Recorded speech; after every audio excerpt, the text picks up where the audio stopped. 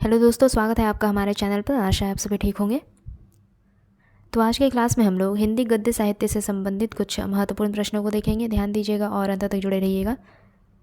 हिंदी की पहली लेखिका का नाम क्या है? हिंदी की पहली लेखिका का नाम है बंग महिला। हिंदी की पहली लेखिका रही बंग महिला। अगला प्रश्न है, खड़ी बोली के सर्वप्रथम लोकप्रिय कवि कौन माने जाते हैं? तो खड़ी बोली के सर्वप्रथम लोकप्रिय कवि अयोध्या सिंह उपाध्याय हरिऔध माने जाते हैं। खड़ी बोली के सर्वप्रथम लोकप्रिय कवि अयोध्या सिंह उपाध्याय हरिऔध माने जाते हैं। कस्तूरी कुंडल बसे आत्मकथा किसकी है? कस्तूरी कुंडल बसे आत्मकथा किनकी है? तो मैत्रेयी पुष्पा की है। कस्तूरी कुंडल बसे आत्मकथा मैत्रेयी पुष्पा की है। चरणदास चोर किसकी नाट्यकृति है? चरणदास चोर किसकी नाट्यकृति है? तो हबीब तनवीर की नाट्यकृति है। चरणदास चोर हबीब तनवीर की नाट्यकृति है। अगला प्रश्न है, भूषण बिनु न विराजई कविता वनिता मीत यह कथन किनका है? भूषण बिनु न विराजई कविता वनिता मीत यह कथन किसका है? तो केशवदास का कथन है यह। केशवदास का कथन है यह। ज्ञानमार्गी शाखा के कवियों को किस नाम से पुकारा जाता है? ज्ञानमार्गी शाखा के कवियों को किस नाम से पुकारा जाता है? तो संत कवि के नाम से पुकारा जाता है ज्ञानमार्गी शाखा के कवियों को। इन मुसलमान हरिजनन पर कोटिन हिंदुन वारिये। इन मुसलमान हरिजनन पर कोटिन हिंदुन वारिये यह कथन किनका है? तो यह कथन है भारतेंदु हरिश्चंद्र का। तथा रसखान पर यह कथन कहा गया है। इन मुसलमान हरिजनन पर कोटिन हिंदुन वारिये यह कथन रसखान पर किसने कहा है? तो भारतेंदु हरिश्चंद्र ने कहा है। अगला प्रश्न देखेंगे, अपभ्रंश का वाल्मीकि किसे कहा जाता है? अपभ्रंश का वाल्मीकि स्वयंभू को कहा जाता है। अपभ्रंश का वाल्मीकि स्वयंभू को कहा जाता है। मलिक मोहम्मद जायसी को जायसी क्यों कहा जाता है? तो मलिक मोहम्मद जायसी को जायसी इसलिए कहा जाता है क्योंकि वे जायस नामक स्थान के निवासी थे। रीतिकाल का वह कौन सा कवि है जो अपनी मात्र एक कृति से हिंदी साहित्य में अमर हो गया? रीतिकाल का वह कौन सा कवि है जो अपनी मात्र एक कृति से हिंदी साहित्य में अमर हो गया? तो बिहारी लाल रीतिकाल के एकमात्र ऐसे कवि है जो अपनी एक कृति से हिंदी साहित्य में अमर हो गए, जो इनके दोहे रहे, बिहारी के दोहे। हिंदी प्रदीप के यशस्वी संपादक कौन रहे? हिंदी प्रदीप के यशस्वी संपादक रहे बालकृष्ण भट्ट। हिंदी प्रदीप एक मासिक पत्रिका रही। इसका प्रथम अंक 1877 ईस्वी में प्रकाशित हुआ। हिंदी प्रदीप का प्रथम अंक 1877 ईस्वी में प्रकाशित हुआ। इसके अलावा यह पत्रिका प्रयाग से निकलती है। ठीक है, अगला प्रश्न देखेंगे, निम्न में से कौन सरस्वती पत्रिका के संपादक नहीं थे? तो शांति प्रिय द्विवेदी सरस्वती पत्रिका के संपादक मंडल में नहीं रहे। श्याम सुंदर दास, महावीर प्रसाद द्विवेदी तथा श्री नारायण चतुर्वेदी ये सभी सरस्वती पत्रिका के संपादक मंडल में शामिल थे।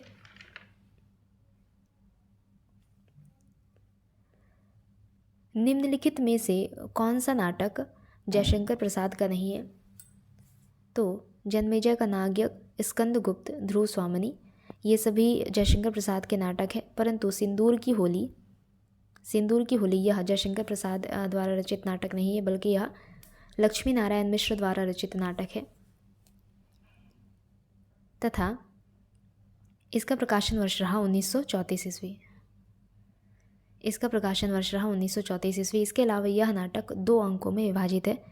सिंदूर की होली यह रचना लक्ष्मी नारायण मिश्र द्वारा रचित है तथा यह 2 अंकों में विभाजित नाटक है। मृगनयनी उपन्यास के रचयिता कौन रहे? मृगनयनी उपन्यास के रचयिता रहे वृंदावन लाल वर्मा। मृगनयनी उपन्यास के रचयिता रहे वृंदावन लाल वर्मा। यह एक ऐतिहासिक नाटक है। इसके अलावा इसमें ग्वालियर राज्य के राजा मान सिंह तोमर तथा उनकी गुर्जरी रानी मृगनयनी की प्रेम कथा का वर्णन किया गया है। मृगनयनी उपन्यास में ग्वालियर राज्य के राजा मान सिंह तोमर तथा उनकी गुर्जरी रानी मृगनयनी की प्रेम कथा का वर्णन किया गया है।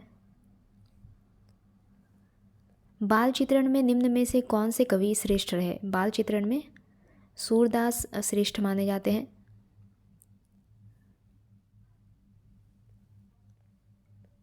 क्या भूलूं क्या याद करूं किस विधा की रचना है? क्या भूलूं क्या याद करूं किस विधा की रचना है? तो यह आत्मकथा है। किनकी आत्मकथा है? तो हरिवंश राय बच्चन की आत्मकथा है। हरिवंश राय बच्चन की आत्मकथा को 4 खंडों में विभाजित किया गया है। उसी में से एक खंड का नाम है क्या भूलूं क्या याद करूं।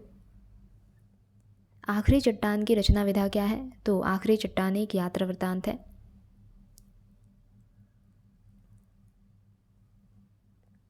द्विवेदी पत्रावली के संकलनकर्ता कौन रहे? द्विवेदी पत्रावली के संकलनकर्ता कौन रहे? तो बैजनाथ सिंह विनोद रहे। द्विवेदी पत्रावली के संकलनकर्ता बैजनाथ सिंह विनोद रहे। विष्णु प्रभाकर निम्न में से किसके रचयिता है? तो आवारा मसीहा के रचयिता रहे विष्णु प्रभाकर। मेरी तिब्बत यात्रा राहुल सांकृत्यायन द्वारा रचित रही तथा चिद्वी विलास डॉक्टर संपूर्णानंद की रचना है। चिद्वी विलास डॉक्टर संपूर्णानंद, मेरी तिब्बत यात्रा राहुल सांकृत्यायन तथा आवारा मसीहा विष्णु प्रभाकर। मेरी जीवन यात्रा किसकी आत्मकथा है? तो मेरी जीवन यात्रा राहुल सांकृत्यायन की आत्मकथा है। मेरी जीवन यात्रा राहुल सांकृत्यायन की आत्मकथा रही। एक बूंद सहसा उछली यात्रा वृत्त रचना है निम्न में से किनकी? अज्ञे की रचना है यह। एक बूंद सहसा उछली एक यात्रा वृत्त है। किनके द्वारा रचित? तो अज्ञे द्वारा रचित है। निम्न में से कौन डॉक्टर हजारी प्रसाद द्विवेदी की रचना है? इनमें से कौन डॉक्टर हजारी प्रसाद द्विवेदी की रचना है? विचार प्रवाह डॉक्टर हजारी प्रसाद द्विवेदी की रचना है। चिंतामणि आचार्य शुक्ल आचार्य रामचंद्र शुक्ल की रचना है। तथा मील के पत्थर एवं जंजीरें और दीवारें ये रामवृक्ष बेनीपुरी द्वारा रचित रचना है। मील के पत्थर तथा जंजीरें और दीवारें रामवृक्ष बेनीपुरी, चिंतामणि आचार्य शुक्ल एवं विचार प्रवाह डॉक्टर हजारी प्रसाद द्विवेदी।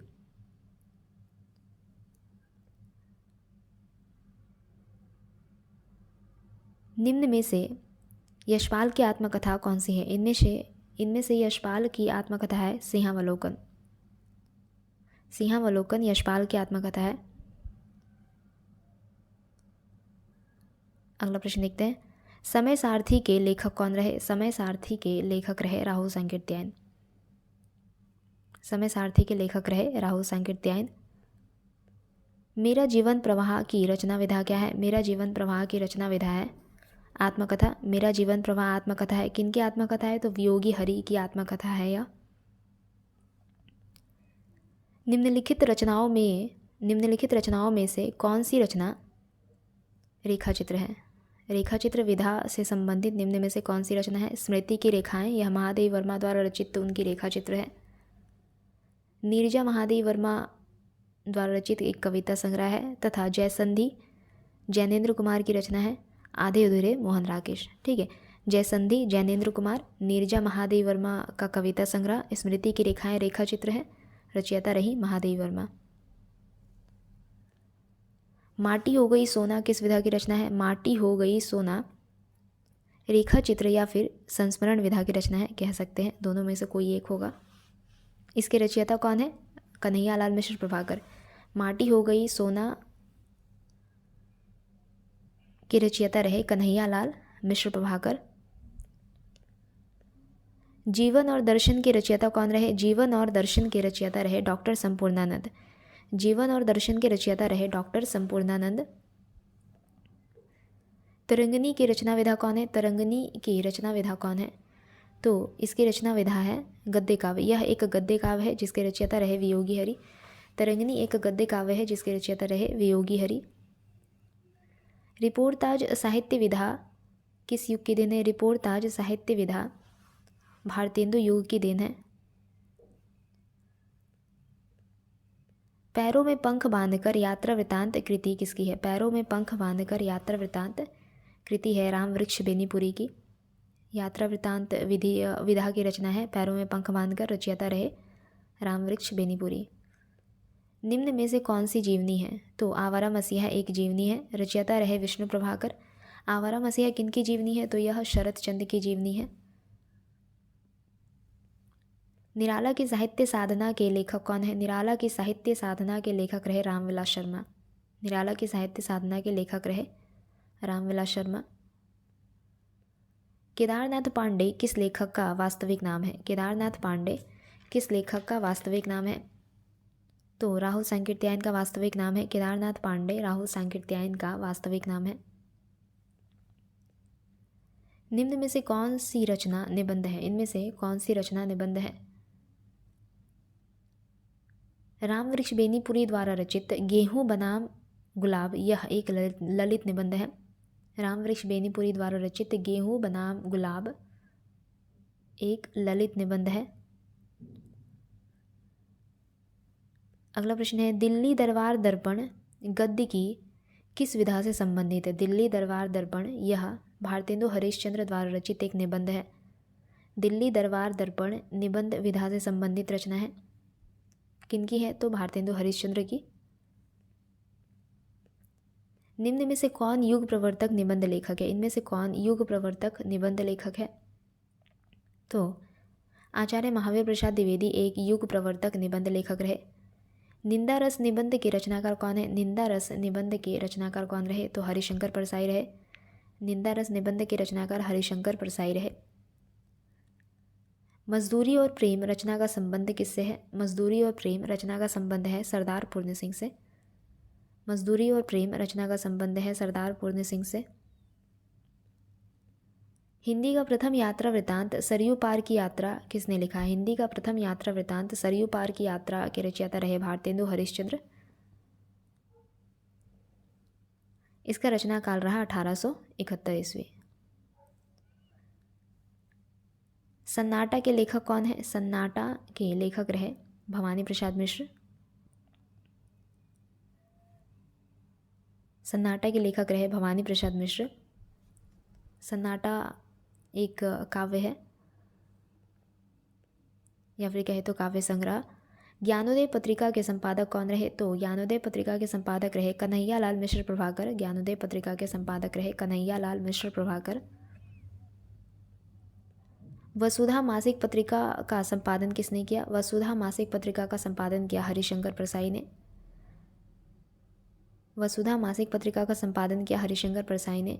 सन 1956 से इसका संपादन शुरू हुआ। सन 1956 से इसका संपादन शुरू हुआ था। निम्न में से कौन निबंधकार नहीं है? इनमें से कौन निबंधकार नहीं है? तो प्रेमचंद कोई निबंधकार नहीं है। ब्राह्मण पत्र के संपादक कौन रहे? ब्राह्मण पत्र के संपादक कौन रहे? बालकृष्ण भट्ट। ब्राह्मण पत्र के संपादक रहे बालकृष्ण भट्ट। 1880 कहे तो इसका 1880 में इसका प्रकाशन आरंभ हुआ। यह एक मासिक पत्रिका रही तथा कहाँ से इसका प्रकाशन आरंभ हुआ? तो कानपुर से। ब्राह्मण पत्र के संपादक रहे बालकृष्ण भट्ट। 1880 से इसका प्रकाशन आरंभ हुआ। मासिक पत्रिका रही। इसके अलावा कहाँ से? तो कानपुर से। आलोचनात्मक कृति कालिदास की लालित्य योजना के लेखक कौन है? आलोचनात्मक कृति कालिदास की लालित्य योजना के लेखक कौन रहे? डॉक्टर हजारी प्रसाद द्विवेदी। अगला प्रश्न है, बालकृष्ण भट्ट द्वारा संपादित पत्रिका कौन सी है? बालकृष्ण भट्ट द्वारा संपादित पत्रिका है हिंदी प्रदीप।